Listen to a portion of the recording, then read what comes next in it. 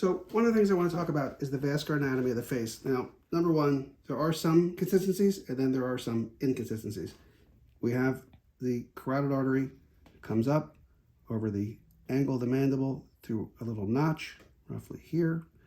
Will make its way across the face. Here it'll split and it'll do a couple things. One is it'll come up onto the angular artery at the base of the nose. It'll feed the upper lip and lower lip. And this point is a little bit variable. And then the artery, the labial arteries, meaning the lip arteries, typically travel deep to this roll, but it's variable. Some people say it's 2 millimeters. There have been sectional anatomy that'll show it's in multiple different places. At the end of the day, there is real risk. As we come up higher on the face, we have some significant vessels that come out across and into the forehead. This allows us to do multiple reconstructive procedures. But at the end of the day, this is a real danger zone for filler because of the confluence of vessels.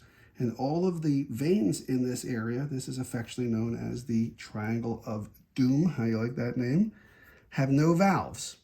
And that means when you lay down at night and put your head on the pillow, your eye doesn't get ischemic, meaning lack blood supply, because blood can flow backwards through the system. Now, how do I know? This is a standard Park Doppler. And in just a second, I'm going to put some ultrasound gel, and my willing participant is going to let us listen to these arteries at different places on her face. Turn your head that way just a little bit. Thank you so much. Put some here and here, and I will wipe all of this off, I promise. It'll be a little noisy and squawky. Let's see. Okay. Carotid. Nice and loud.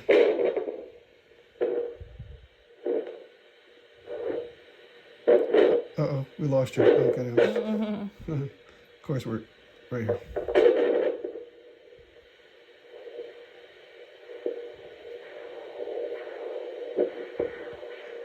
Big facial changed when she breathed. Here's the artery on the other side.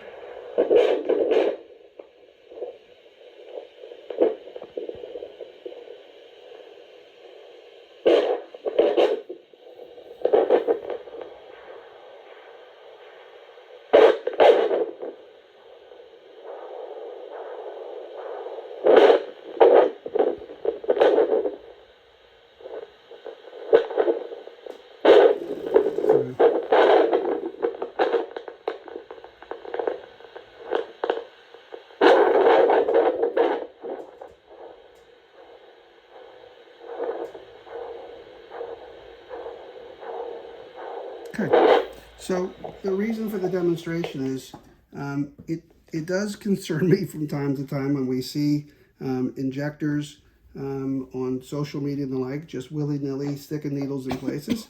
There is real risk to this. At the end of the day, there's really, you can mitigate some of the risk by knowing the anatomy. And then the other part is managing the issues when they happen. So at the end of the day, wherever you're going for your filler needs, make sure they understand the anatomy and make sure that they're prepared to manage the complications, and most importantly, that they've discussed whatever risks there can be with you. Filler in general is a safe thing to do. There are some risks. For example, I would not put filler here. When people talk about liquid rhinoplasty, in the absolute midline below the level of the corners of the eyes, I think is reasonable. But as you heard, there are vessels coming up along the sidewalls, so putting filler along the sidewalls, to me at least, seems dangerous.